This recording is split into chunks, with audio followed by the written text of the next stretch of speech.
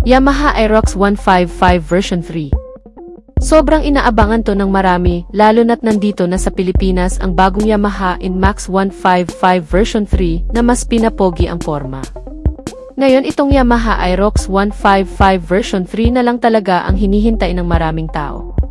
May mga nagsasabi pa nga na mas excited sila sa pagdating ng Aerox dito sa Pilipinas. Ibig sabihin, mas madami ang fans ng Aerox dito sa Pilipinas, kaya't for sure, mas dadami ang tatangkilik sa motor na ito. Pero hindi na nakakapagtaka yan dahil kahit noon pa man talaga ay patok na patok ang Yamaha Aerox 155 dito sa Pilipinas, mula pa nung version 1, paano pa kaya ngayon na mas na-improve pa lalo ang motor na to?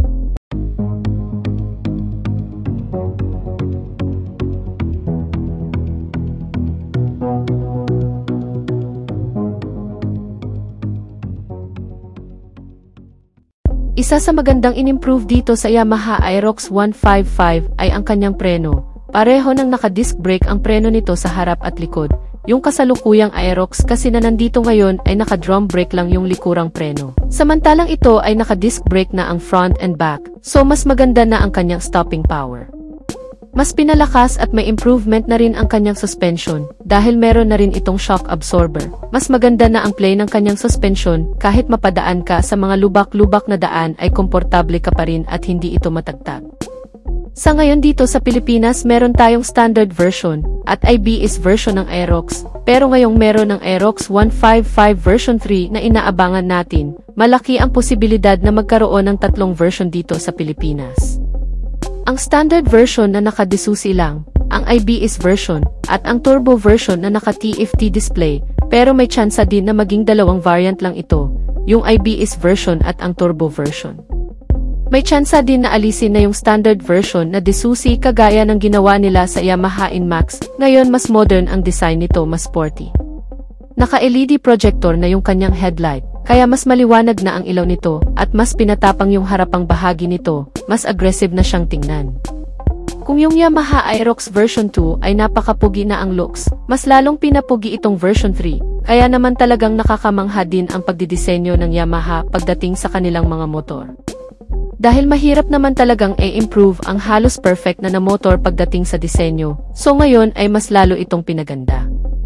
Anyway, yung safety features nito na anti-lock braking system ay sa harapan pa rin ang meron, single channel ABS pa rin and of course ito ay naka-keyless. Pagdating sa makina nito, ito ay 155cc, liquid-cooled, 4-stroke, single overhead cam, single cylinder, 4 bulbs, at ito ay naka-Yamaha Electronic CVT, itong turbo version. Ang maximum power nito ay 15.2 horsepower at 8,000 RPM with the maximum torque of 14.2 Nm at 6,500 RPM at ang kanyang compression ratio ay 11.6:1.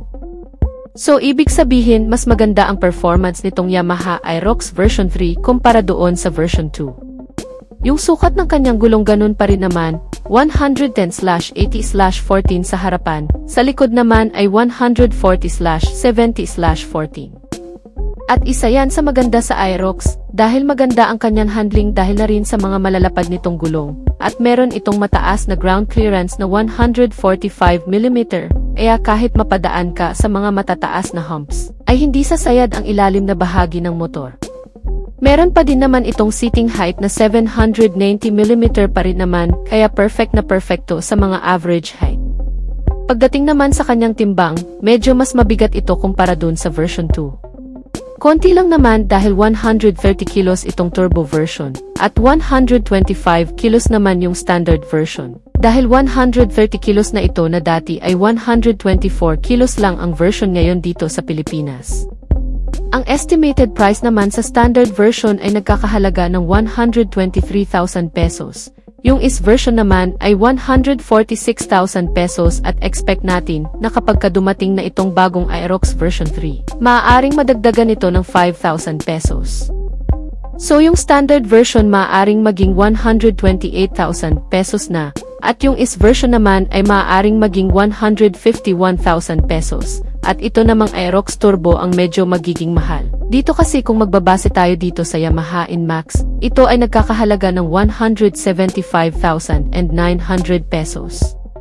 Pero syempre madalas naman mas mahal ang Inmax. Ang estimated price ko dito sa Yamaha Aerox 155 version 3 turbo ay nasa 165,900 pesos kapag dinala na dito sa Pilipinas. Dahil hindi naman pwedeng mas mahal ito kumpara sa Inmax, dahil mas ahead ang features nitong Inmax, lalo na sa safety features. So abangan nating lahat yan, ang pagdating ng panibagong Yamaha Aerox version 3. Kung hindi man sa last quarter ng taong ito, ay baka sa first quarter na ng taong 2026. Ikaw ka Wizard Moto, anong masasabi mo dito sa bagong Yamaha Aerox 155 version 3? Isa ka rin ba sa nag-aabang sa motor na to? Comment mo na lang sa baba ang inyong opinyon at kung nagustuhan mo naman ang video, just hit like. At kung bago ka lang sa aking YouTube channel, ay huwag kalimutang mag-subscribe. Click mo na rin ang notification bell para sa mga susunod kong video ay updated ka palagi. So hanggang dito na lang mga ka-Wizard Moto, ride safe and God bless.